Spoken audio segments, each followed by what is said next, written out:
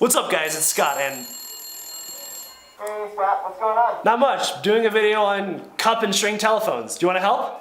Yeah, I'll be right over. Fantastic! This is Eric, my friend. Have you ever heard of these things before?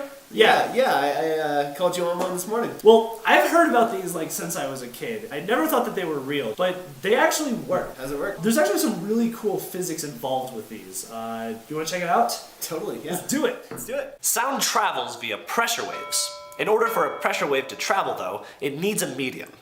Most of the time, this medium can be the air, with gas molecules bumping into each other until they reach your ears. However, these sound waves can actually travel through liquids and solids as well.